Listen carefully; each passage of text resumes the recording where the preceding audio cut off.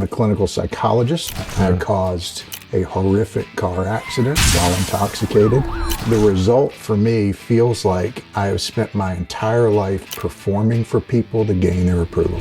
I was always busy pointing the finger across the street. Look what you did. You've wronged me, constantly in the victim chair. Yeah. I needed to take a look in the mirror. If my solution is always making you better, making you act differently, etc., I got no solution. He said to me the most powerful, transformative words that any human being ever has. Quite simply, they were, Welcome to Alive and Sober with Reno C, where real life, recovery, and faith collide.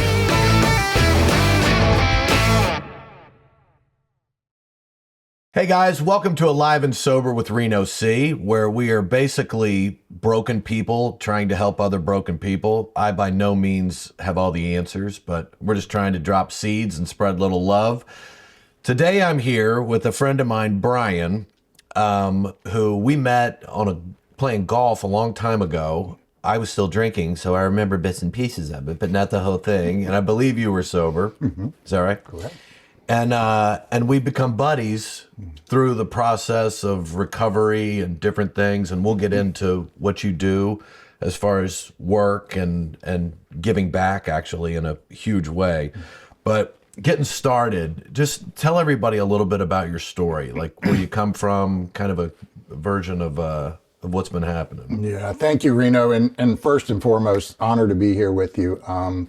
The reason I was kind of drawn to you and magnetized toward you is honestly because of some of your social media posts that I saw where you just said, hey, if you're struggling, I love you. I'm here to help. It was around holiday times. It was on a random Tuesday. It was at various points that just your videos would pop up, and having known you and not really being aware of the fact that you had entered recovery, it was just amazing to me. So just happy to be here with you. Oh, dude. And it's a thrill to sit in your presence and do this with you, trying to get the word out there. More, please. More of that, please. Seriously, I say that with all that. seriousness, man. Well, I did that because, and even like with this podcast, I just try to take stuff that my biggest fears were, mm-hmm. and throw them out there. Yeah. The most vulnerable times for me were holidays, mm-hmm. And so I just figured if there's got to be more people like me that are like, oh no, because in the beginning you have that like, what am I going to do at Christmas? Yeah. How am I going to be around these people? I heard people say like, what about my wedding? Mm-hmm. I can't drink at my wedding. Yeah. So I just tried to find stuff to throw it out there, and I jacked up enough stuff that I'm just trying to, Yeah, those are real world questions. And the other thing I love about being here with you is where my story starts, to go back to answering your question, is really in a similar place to where yours does, in Virginia. Yeah. That's where I was born and raised. Born and raised in Richmond, Virginia, the youngest of a bunch of kids, number 8 of 8 kids, which just sounds nuts. And you're not Catholic or Mormon? Right? I am not Catholic. My father, in fact, was a Lutheran minister. Wow. So I grew up in the Missouri Synod Lutheran Church, for what that's worth. Long history, multiple generations of pastors, both in Germany and in the States. Kind of an interesting way to grow up, no doubt. Here's the other interesting part. My father just passed away a couple years ago. He was just an absolutely amazing man. He struggled with alcohol. 1981, he got sober. Wasn't cool to be a drunk pastor in 1981, apparently. I'm not sure it's cool now either, but nonetheless, particularly so in 1981. And I watched that man make this brave move of saying, my spouse and my kids mean enough to me that I will do whatever it takes to be able to remain a part of this family and a figurehead in this family. And he went off to treatment. He was gone 5 weeks. We were an integral part of that. I was only almost 12 years old at the time when he did this. And I remember we had a family session. I had never seen my dad break down emotionally. He was just our rock, big, strong, powerful guy in my eyes. And he kind of had a bit of a breakdown at the end of the family session. Almost all of us were there for that family session, including my mother. And after the fact, he told me, he was like, what you said in that session is actually what just kind of tilted things over the edge for me and caused me to really have a breakthrough. I didn't know, right? 11, almost 12 years old. What power do I have over this man's life, over this man's treatment, his recovery? And little did I know that my dad and I would later share the bond of both struggling with alcohol and being the only people in our family who really understood the recovery game from an insider's standpoint, if you will. So, my dad passed away. I can't believe I'm talking about him right now without having an absolute emotional meltdown, by the way. Still very hard for me. It was a couple of years ago. But he was a week shy of 42 years in recovery when he passed away. And 96 years old. And if for younger people that are watching this, in 1981, it's not like it is now, where everyone's coming out going, I'm in recovery, I'm an alcoholic, I'm an addict. Especially as a minister. Yeah. Dude, I mean, it takes guts to be open now when it's, we're trying to normalize it here where the conversation, but it's so much more open now than it would have been for a minister in 1981 to step up. I mean, everything in context, that was a different time, man. And everyone was hiding things. Yeah. We lived in a time of shove it under the rug. My family, I don't know a family from that period that wasn't shoving everything under the rug. You had this, here's all the great points about us. Like I remember when I was a kid thinking, that family's so perfect. I wish my family was like that. Then you go to dinner there and you're like, whoa, you guys are jacked up. Like, this is not... Peek behind the curtain. Behind the curtain, yeah. I didn't mean to cut you off, but I just wanted to put it in context. Like, I couldn't agree more. I always say the only perfect family is one that no one knows. And my mom became masterful at making sure that curtain was pulled. And there was a facade of functionality behind the curtain. It was a mess, to be honest. But here's the thing. It's okay. It's hopeless, but it's not serious, right? Because I've never met anyone from a perfect family. Right. There is no such thing. Every family has some relative level of dysfunction. But what the great part was about my dad was that he modeled things for me that I don't think anyone else could have. And later on, I watched him own it with regard to his missteps, his recovery experience, and the amends that he made as part of his recovery experience. Initially, it was reported that my dad was on R&R while he was away for 5 weeks. Sure, and it kind of is. Super top shelf secret. That's right. It could be described as an R&R type experience in certain worlds. Right. Later on, he got in front of this fairly sizable congregation and owned it, that he was at rehab, and told them that he had struggled with alcohol. I think most of the people that were seeing people and all of that knew that he was struggling with alcohol prior to going away on R&R. So it was pretty obvious, I think, to a lot of folks. It was back in the day when you could get away with having a little flask in your pocket and the 2 martini lunch that turned into other things. It wasn't uncommon back then. No. But nonetheless, man, meanwhile, I struggled and struggled. It's still just a beautiful experience for me to go back to Virginia. It holds a special place in my heart. I went to school there in Charlottesville, Virginia. My mother is 97, lives in Richmond still, and I know we share my that mom lives there too. bond. Yeah. That's right. Here's the weird part, man. She lives, and I don't want to make this kind of give it a dark edge or anything, but she lives literally about 1/8 of a mile, if that, away from a place where by all rights I should have died due to my drinking problem. I caused, if I'm honest and I own it here, a horrific car accident while intoxicated. The person in the other car and myself, there's no way to describe it other than a miracle that we both walked away. I wasn't wearing a seatbelt.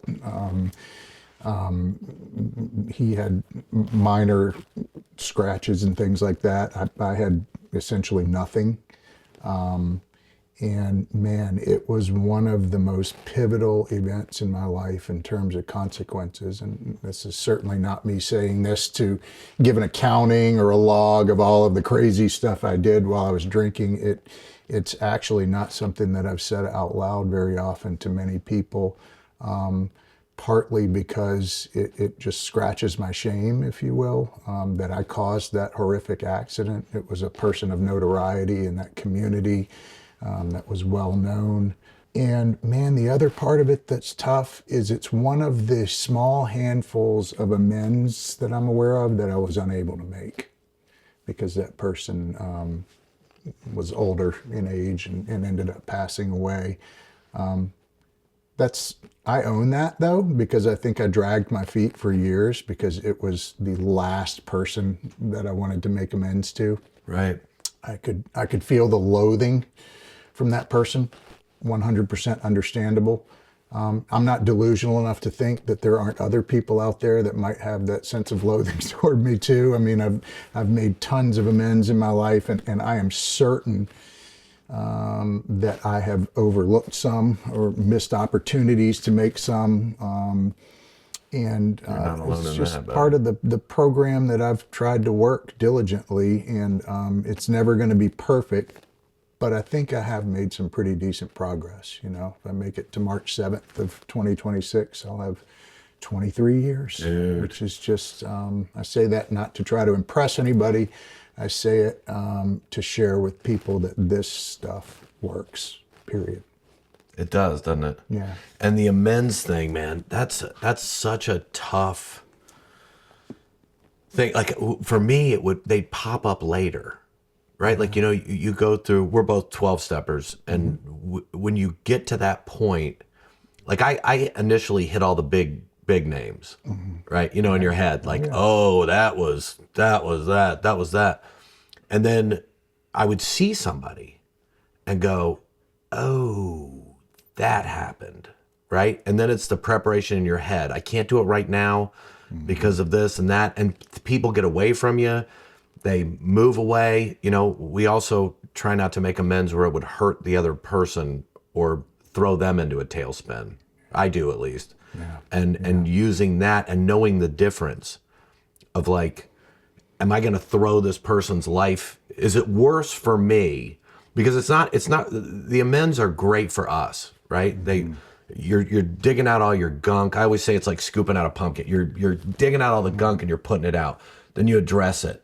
Then you go and make your amends, right? But it was hard for me to know, am I going to throw this person into a whirlwind? Do you have that too? Like balancing I really want to say I'm sorry, but is it for me or for them? Right, absolutely. You know, there have been times when I've been making amends that it felt self-centered. It's like I want to clean all this old stuff out of my closet here at the sacrifice of your feelings that I'm making amends to, and I never want it to be that type of experience. I'm certain there are people out there, as I mentioned, that I still have not made amends to for various reasons, with mentorship or sponsorship, whatever you choose to call it. As part of your recovery program, I've had people guide me through that, being able to write letters, for example, and kind of put that out there through other tools that I've learned to use in my recovery toolkit that I've developed over the years. You know, I've been able to navigate that fairly effectively, but again, it'll never be perfect. And I certainly have walked that pathway delicately, trying to be sensitive to the feelings of other people, because I feel like I owe that to them, right? Just on a human level. If this is something that upsets your life that you don't necessarily want to hear or need from me, I respect that 100%.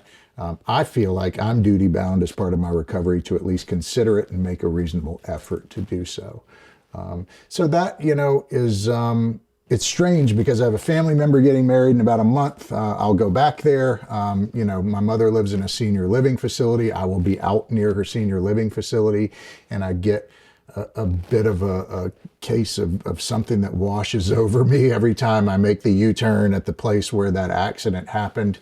And postscript to all of that, that's not the only one, Right. I mean, I sadly, I certainly don't want to bore people droning on with, guess what, here's another thing I did, Right. that type of thing. But it's just an example of the type of self-centered alcoholism that I displayed for years in my life, starting essentially during my mid-teens, and then continuing on up until just after the age of 30, to my early 30s.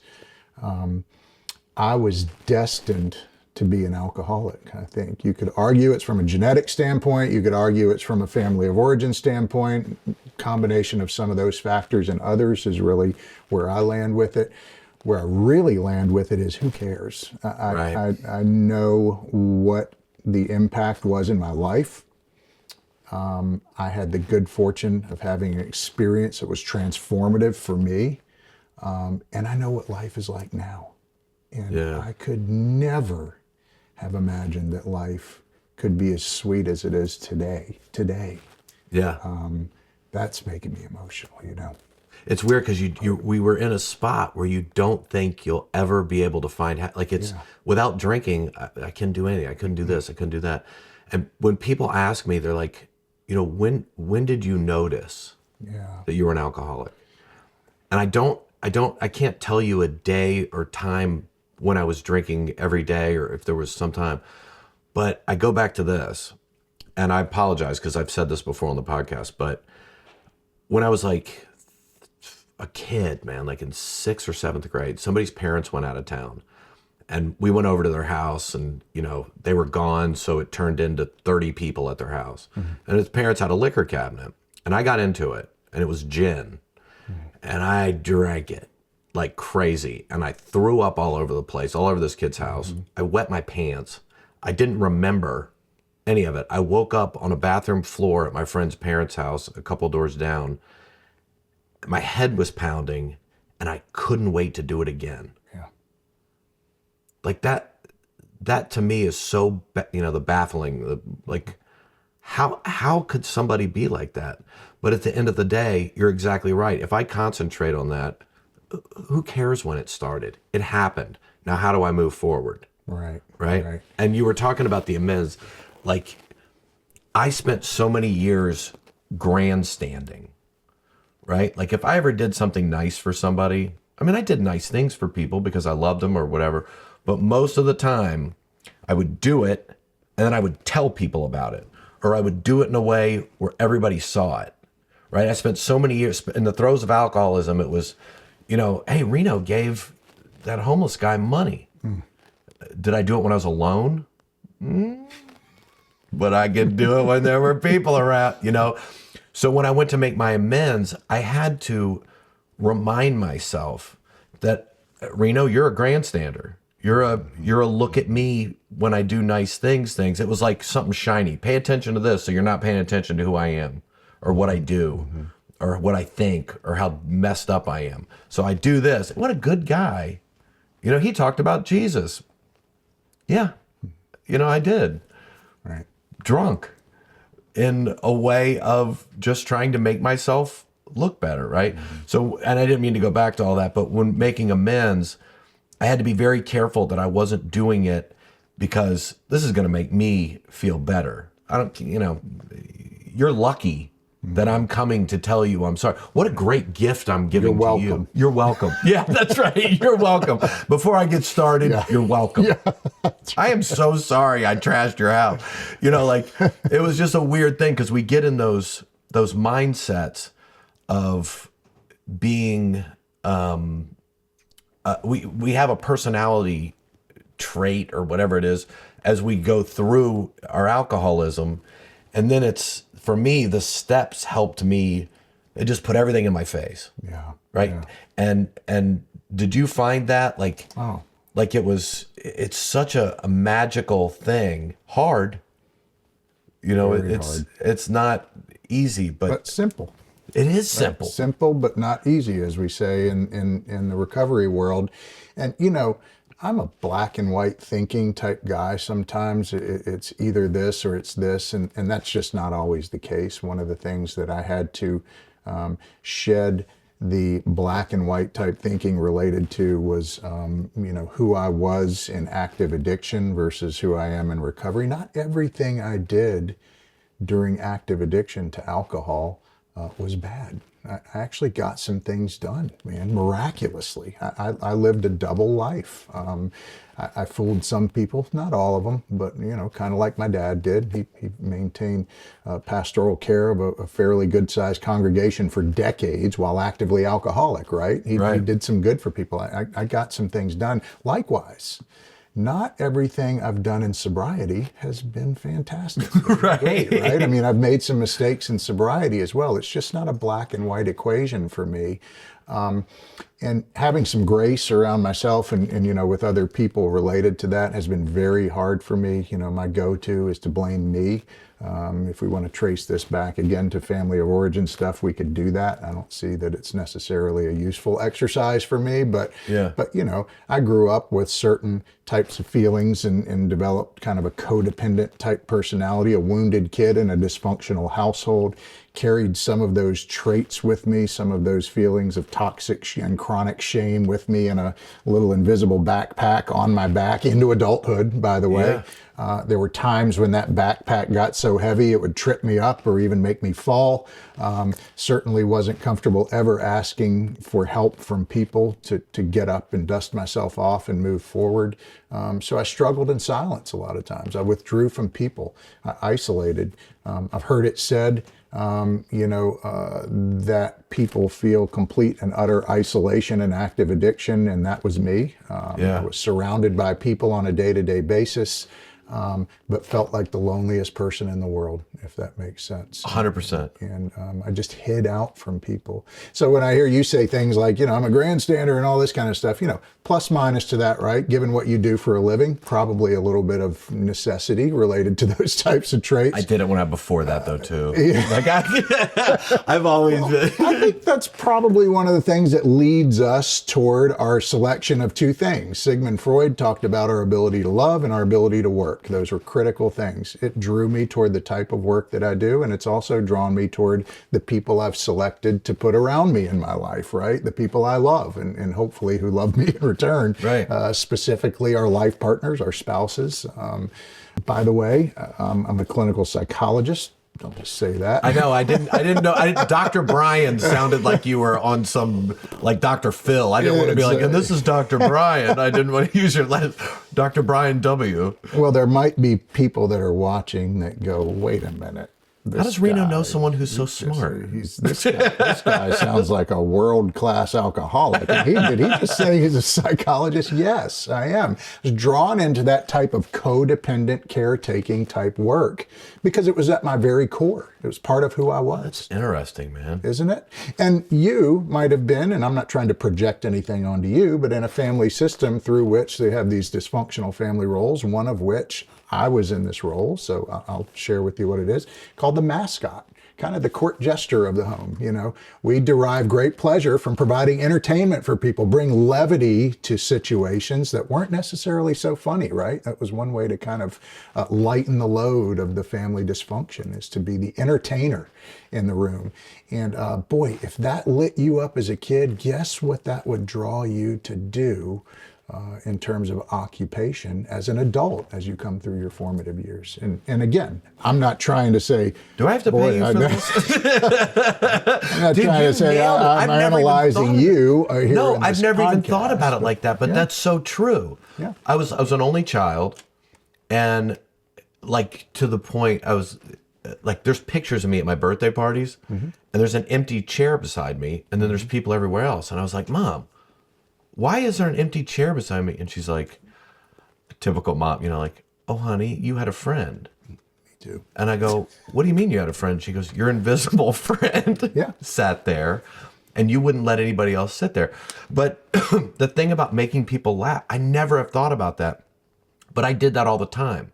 I did it in class.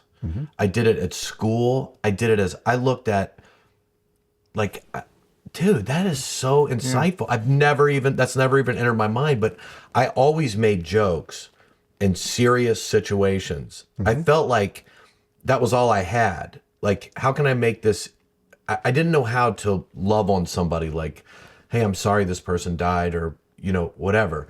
But I could say something that would flip it and take the pain off of people's faces.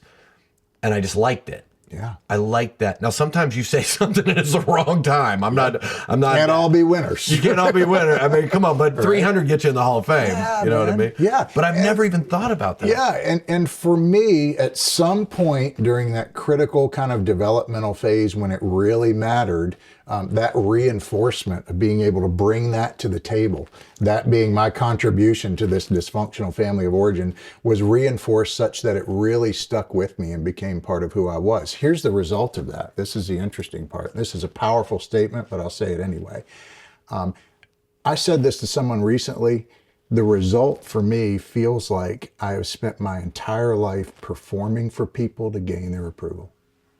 And that is all at once interesting, insightful, maybe a little sad, and also okay with me. I'm good in my 50s now, accepting who I am. Again, hopeless but not serious, right? Right. I'll never really be able to change that, I think. It's part of my core. It's part of who I am.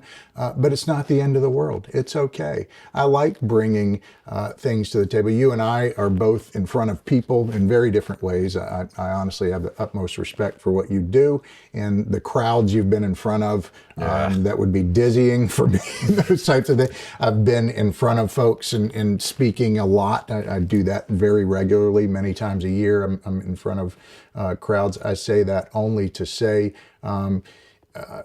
for some weird reason, I'm comfortable in that setting. Maybe more so in that setting than sitting one-on-one or in a smaller group of people. Me too. Get me up there where I can have the anonymity I crave and just kind of throw caution to the wind a bit, be bold, get myself pumped up, get myself in the zone, and I can get through. At the end of the day, though, people always say when I tell them I'm an introvert, they go, well, you're not shy. I'm like, well, I didn't say I was shy. I said I'm an introvert. Shyness to me might mean I can't look you in the eye or have trouble speaking in front of folks and all of that.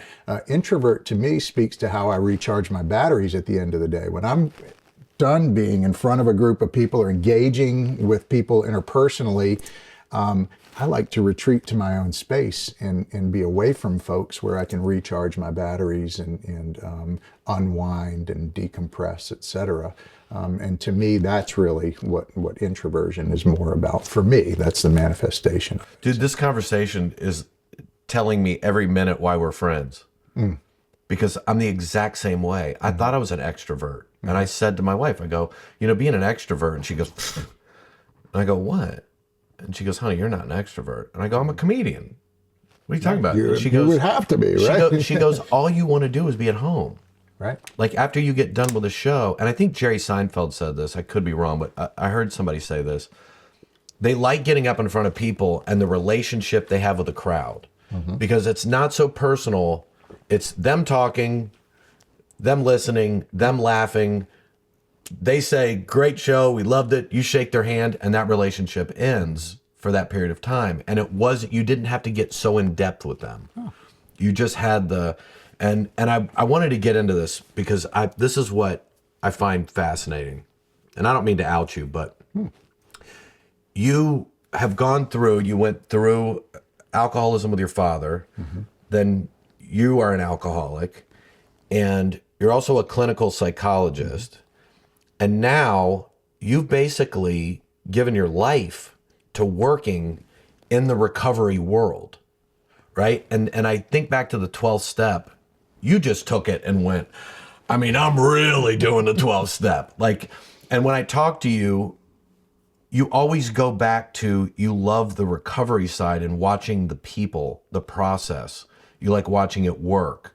And I know you're involved in all different kinds of aspects, and you can tell us a little bit about that. But was it a drive? Were you driven to go this direction based off of your past? I love stories where someone took a dumpster fire, put it out, repainted the dumpster, cleaned it up, and now they're giving the dumpster away. Yeah. Right? And that's what you're doing. Well, I appreciate that so much, man. Yeah. I can only view it looking back on it as a God thing, that the moon and the stars aligned the right way for me to get an academic background in a field that actually applies to serving those in need of help for addiction and mental health disorders. It just, I cannot express with words the amount of gratitude I have that those things lined up that way. It was kind of dumb luck and just God smiling on me. The same reason I'm alive after that horrific car accident that I described just a few minutes ago to you. I mean, I'm not saying I'm anything special. I'm some chosen one. I certainly don't feel like that in any way, shape, or form. I just feel like that maybe there was something that I could offer moving forward. I mean, quite simply breaking down my recovery program: trust in God, clean house, give it back. So you're referencing the give it back part. It's hard for me to view things for which I am employed to do and get a paycheck for as service work, but it feels like service work a lot of times. I'm on. Dude, it is service work. I mean, you chose a job that my mom told me a long time ago, which is one of the main reasons I became a comedian. Is she goes, honey, you need to find what you love and what your passion is and figure out a way to make money at it, because you're not going to fit in to a cubicle and someone telling you what to do. You just don't, my brain just doesn't work like that. But for getting paid for it is, you turned it into a living, dude. Yeah, and I did for years. Kind of a strange background. I've always done clinical psychology work and assessment work, psychological evaluation type work. I've got board certified in sleep disorders medicine, of all things. It's a totally different topic altogether. Actually, they kind of connect. They do in more ways than you would imagine. Yeah, but I did that for a number of years until I felt like I had enough time and footing established in recovery that I could shift over to working in the treatment industry. I'm on the executive team for a large treatment company now, have been for almost 11 years. I also do consulting work on the side. My favorite work to do is the work that involves nothing related to compensation, to pay. It's just connecting with people in the recovery rooms that we frequent, wherever those might be. Just lending a hand to people, the true service work, and being there for people, because people were there for me when I needed them. You and I got sober in the same place. Same building. Literally same building, probably the same room of that building. It was the same room, And we looked at the same poster board. That's right. And read off Which of are them. still there. They're still there. Yellow smoke stain posters that have been there since the late 70s. And I love that place. You know, it will always hold a special place in my heart. It's interesting to go full circle, you know, born and raised in Richmond, Virginia, all the way out. I lived in Northern California for 4 years, finishing up school, came back to Vanderbilt once I was wrapping things up. Migrated south of Nashville a little bit, and now I go back to Richmond, Virginia. And the weird part is, man, that family wedding that I referenced earlier is actually happening on my 23rd sobriety date. I won't mention that to anyone there because I just don't feel a need to. Internally, that date is more important to me than my actual birthday. You know, it just is. It's my real birthday. You know, March 7th of 2003 was a transformative day. I entered a treatment center that was not a nice treatment center. It was an alternative to spending additional time in an orange jumpsuit, if you catch my drift. Right. And I got into that treatment center, and it was in the state of Tennessee, out in the middle of nowhere, and was there 10 minutes and tornado warning.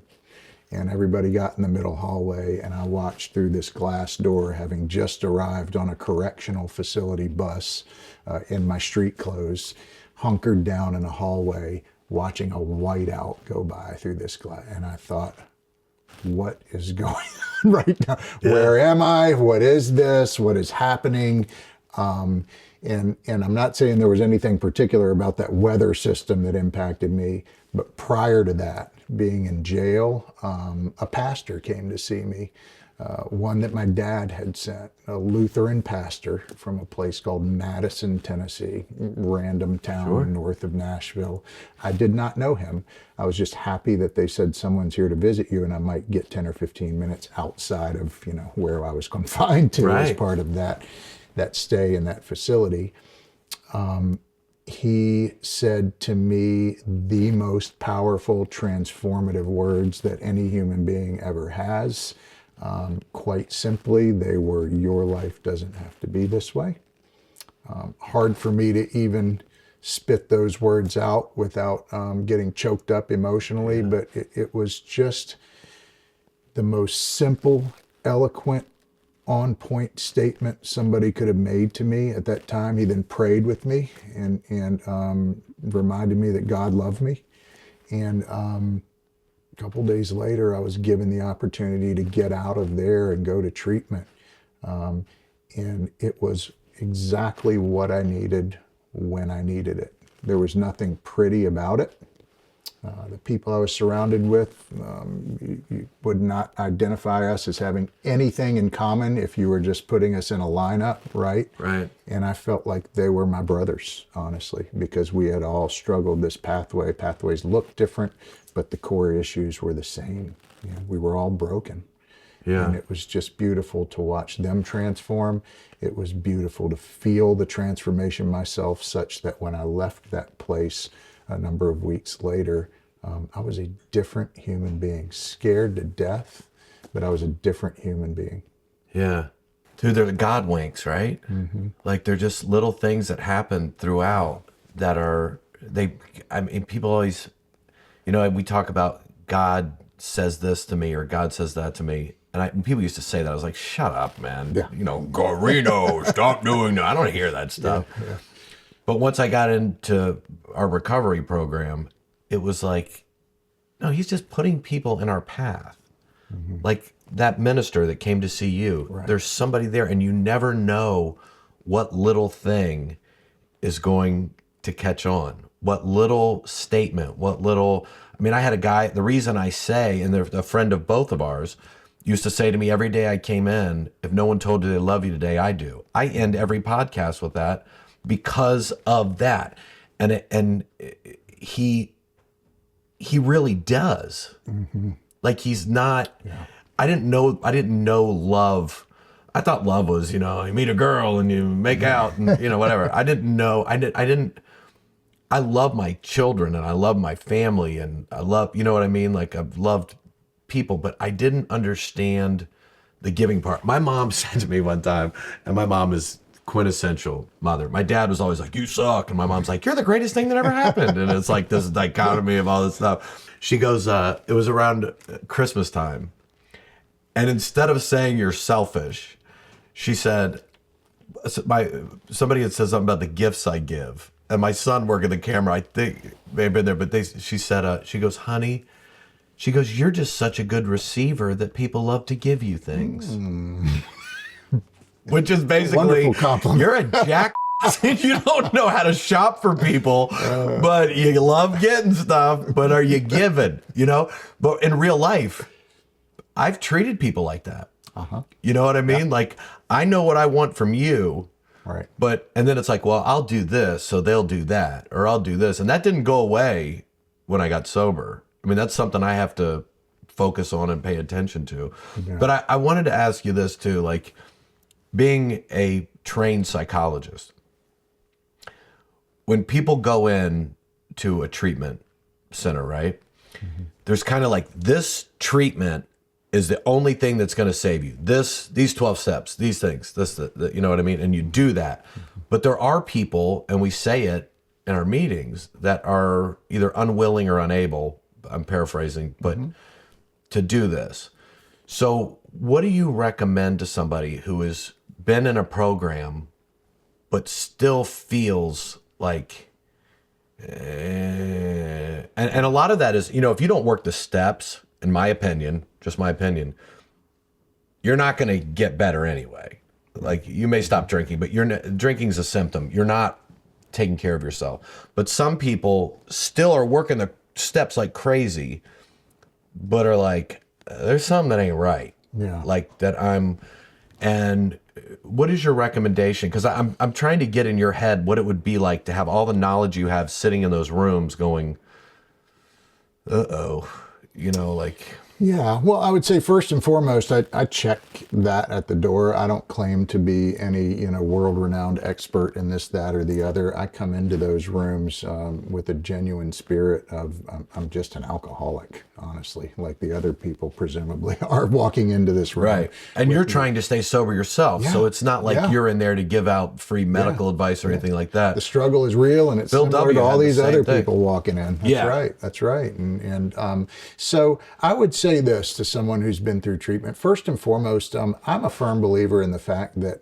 these days people get to define what recovery looks like for them, right? I'm not a big advocate of somebody, coming in and saying, well, I think I'll stop this because, that's caused some problems. I don't like the consequences associated with it, but I'll continue to dabble with this, and this, right? Right. I think that requires a good, long, hard self-appraisal. And because humans are notoriously bad at self-appraisal, appraisal and input from supportive folks who will give you good, solid, honest feedback around you. But nonetheless, one's recovery can be defined by them. Their treatment pathway, likewise, can be defined by them as well. There are so many great options out there these days. A lot of people who are abstinent from mood-altering substances just quit. I might submit to you that they didn't have the kind of problem that I did, because I certainly tried to just quit many, many times. I tried everything I knew. It just didn't work for me. But nonetheless, there are people that have very real consequences. The hallmark of addiction, continued use despite negative consequences, that show that pattern, and just quit. I've never understood it. It kind of pisses me off, to be honest with you, but nonetheless. No, I know. I had to go to treatment a few different times to make that happen. I just needed that. So everybody's pathway is different. Some people can just quit. I would also say that if somebody does just quit, just goes with pure abstinence, there's some healing that has to happen. So at the very least, getting connected with a behavioral health care provider, whether it's a counselor, a psychologist, a psychotherapist, a psychiatrist, whomever you get connected with, developing a recovery support network of people that can kind of intervene and provide services that would be beneficial to shift the cycle into a different direction. But it can look different for different people. There are also programs out there that aren't necessarily 12-step immersion type programs. I might be fully bought into 12-step. It might have saved my life. I might go, it gave me a different relationship with God and Jesus that I never had before, despite growing up in a religious household. It just redefined everything for me. But that might not be the case for the next person, right? They might need something totally different in terms of the treatment approach and treatment experience. It honestly, we get people that, fuss and complain totally understandably about, going to treatment. It costs money, et cetera, and all that. I would argue that there is no better investment of money in anything other than you. We'll go buy a car or a cool new stereo system or a neat phone or computer or whatever and not think twice about it. Cool, this was worth it. And then someone says, you've got a copay of $2,000 to transform your life and pull you from the throes of addiction and put you back on a pathway where you can become a husband, father, son, friend, employee, all that again. They go, $2,000? I don't have that kind of money.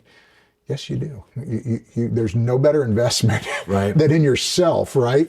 That's the thing. Investing in yourself, being able to shop around as part of that investment to find something that has goodness of fit with who you are, the treatment approach that you need. Unfortunately, most of us, while there's still time to quit, we can't. The wheels have to fall off to some degree or another, and all of a sudden now my hair is on fire and I'm desperately running around looking for a bucket to put it out in, and we end up just entering any old treatment center, get in there, lo and behold, it's a mere 2 or 3 days before somebody goes, I don't see how this is going to fit with me. This is this type of program or this type of program, and I did not know that. Being a bit more measured about it, relying on counsel from family, friends, and loved ones. There are people out there that can help guide someone into treatment. It's actually one of the favorite things that I do these days, just to be of service to people, is I get calls. You'd be alarmed the number of times a week and someone says, my son's gone off the rails, my daughter's struggling, my wife is having this, my husband has done that. And help provide them some guidance that just points them in the right direction. I, like you, don't claim to have all the answers. I just want to help be a guide and a support for people, a recovery support for folks that are in need, and help them get to the right place. So that was a really long way of me saying it's all about finding the right place based on goodness of fit. There's 1,000,001 options out there these days, literally. Yeah, and this podcast is not necessarily for people who are drinking, it's more by attraction of people who are already sober. Like I don't have the mental, or I don't have the knowledge to tell you what to do, well, I want to stop drinking, but I don't know. I can tell you is go to a meeting. That was my experience. I can only say my experience in anything in this. Right. You can say what works.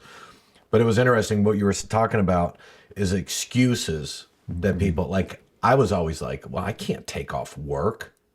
That's my job. What are these people? They're not going to, who's going to make them laugh if it's not me? I mean, this is ridiculous. How could I, or I can't afford, I was like, I can't afford to do this, or I can't afford to. And I had to have put in front of my face, you can't afford to die. Right. How am I going to pay the bills for my kids or my house or my car, or my whatever? How am I going to, well, if I'm dead, then there's nothing there anyway. If I'm drunk, I'm just creating more of a mess. And I wasn't a mean drunk. Like, I was more of I just got happier and happier, and I could outdrink anybody that was around me. But I still dearly loved my children and my wife and my stuff. But I couldn't see that I was crashing everything out. But if it's an excuse, there's no excuse that trumps, I'm going to die. Yeah. This is going to kill me. I can't come up with $2,000. Okay. So then there's another road for you. Where I go, it doesn't cost anything. Right. God doesn't cost anything. Start there. Yeah. Start with what's free. Yeah. And I do understand this too, though. You've got, if anyone's watching this, that you have to take detox very seriously. I tried to do it at home and almost died. And that was so stupid. And looking back, where I was like, I don't need to go to the hospital. I do this and this ain't nothing. And then it was, I don't remember 3 days, and I was hallucinating and running amok, and it was a nightmare. So that part you kind of do have to do with medical supervision. Absolutely. And then, yeah, 100%. I would give a disclaimer too, just, and I don't mean this in the way it sounds, but for educational purposes, it's typically things, the big ones are alcohol and benzodiazepines, things like Xanax, Klonopin, Ativan, those types of drugs, oftentimes prescription drugs. There is life-threatening potential to the withdrawal process, and detoxification protocols are necessary. Opioids, there is no such thing in the state of Tennessee, for example, as a detox from opioids. Now, I did not say there's no withdrawal from opioids. There's a horrible withdrawal from opioids, but it's not a life-threatening prospect typically. So you engage in what you call withdrawal symptom management, often done with medications, right? So meth, cocaine, those types of things, they're out of your system pretty quickly, not necessarily a life-threatening prospect. There's no real detox from a lot of those. Here's the weird part, Reno. These days, a lot of people don't even know what they're buying on the street when they buy a little baggie of something, right? It can be mixed with illicit substances like fentanyl and trank dope or xylazine, some of the other newer ones that are out there that can make one awfully sick. People don't even realize what they're getting.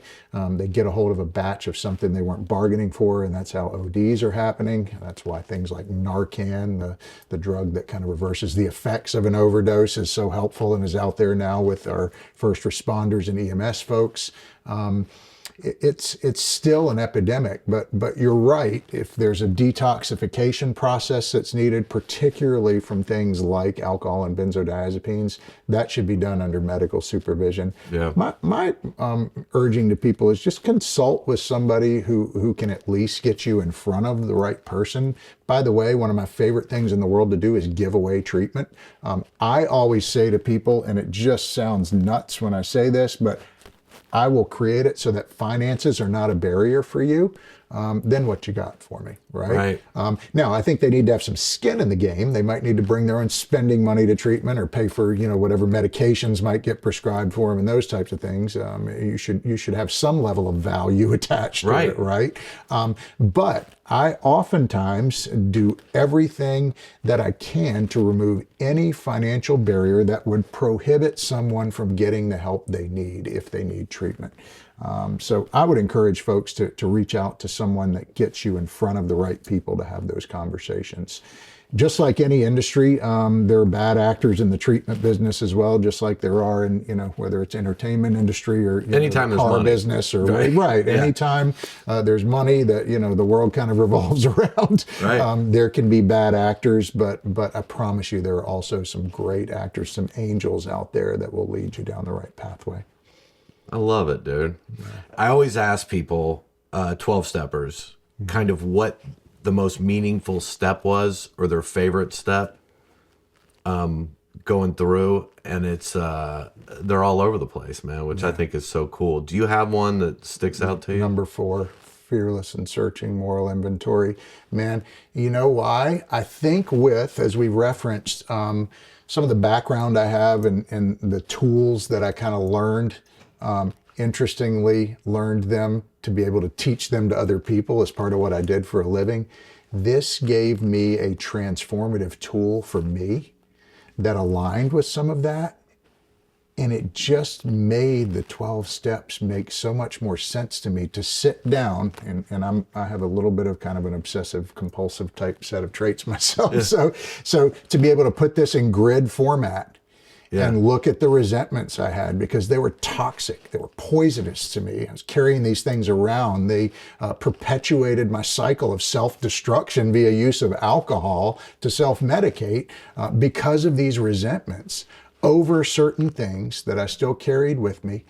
And I never really was willing to look at what my part of those things was. I was always busy pointing the finger across the street. Look what you did. You've wronged me, constantly in the victim chair, constantly in self-pity, and pointing at other people, blaming them for all the trouble in my life.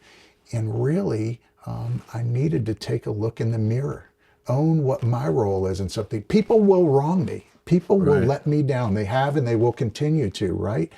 It's none of my business, quite frankly. What is my business? Cleaning up my side of the street. What is my role in this?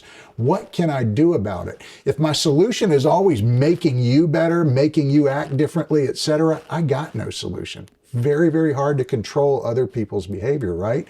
The only thing I can control is me. So if I have a solution that starts somewhere within me, then maybe I've got some work I can do to make progress. And there's always something I can look at in me. I don't care what the situation is, where I own my part, clean my side of the street, understand what my role is, and then let the rest go. Turn it over to God and say, do with it what you will. Help me to be a better servant to you and everyone around me. Let me just let go of this stuff, clean house, and go give it back once I'm feeling better. Somebody said to me a long time ago, I was talking about, it was early on in recovery, and I was like, yeah, and then they did this, and the da-da-da-da, and then he did this, and she did this, and they go, who's the common denominator in all these problems? Mm-hmm. And I was like, shut up, dude. Ouch. Oh, that's me. No way. We're not going to talk about me, are we? Because dude, I know you have a flight to catch, and I cannot tell you how much I appreciate you being here, how much I appreciate what you do. I know from us talking not on this, how hard you work in recovery and how much you put into it. And just listening to you, we talked about stuff that you and I have never talked about, and we're alike in so many different ways. But to take your gifts of psychology and your life experience, I was telling Arnie Cole, who is the CEO of Back to the Bible, I go, first of all, he goes, when you were talking to, he goes, where did you meet Brian? How do you know him? And I was like, dude, just because I tour with Larry the Cable Guy doesn't mean all my friends are dumb. Like I know some smart people, Arnie, but the fact of the way you can work in your medical background, you can walk into a room of medical people and they're like, oh yeah, he's our guy. And you can walk into a room of business people and they go, oh yeah, he gets us. And you can walk into a room of drunks like me and we go, oh, he gets us. Like God's given you stuff, man, that has set you up, in my opinion, so perfectly to be able to help people and guide them and love on them and come from a place of experience. Like I hear people say stuff about alcoholics all the time on TV. Some of them are preachers. And they'll say, well, alcoholics are this, alcoholics are that. And I'm always like, man, are you an alcoholic? Because if you're not, shut up. You know what I mean? It's like baseball players. If you play baseball and you are talking to someone you have a camaraderie, but if you've never played baseball, don't be an announcer for it because you don't know what you're talking about. And you happen to have gifts that fit into all these different things that make it killer, man. Thank you, Reno, I love it, so dude. much. Thanks for having me on. It's been an honor to spend time with you. I'm proud to be your friend. Dude, I love you, man. I love you, and I mean it. Back. And so you guys, thank you for watching Alive and Sober. And again, thank you, Brian. Dr. Brian. Thank you for not making me call you doctor the whole time. I got one of those things online, though. I'm a minister, actually. So awesome. Father Reno, kind of be cool next time if you don't mind. Reverend. Yeah. Thank you for watching Alive and Sober. I hope you got something out of this. We covered a bunch of different subjects. And I just want to end with this. And our good friend said all the time, this struggle can be real. And like he said, though, the answers, if we keep them simple, they're not so overwhelming where it's, taking little steps. But most importantly, if nobody told you they love you today, we do. Thanks, y'all.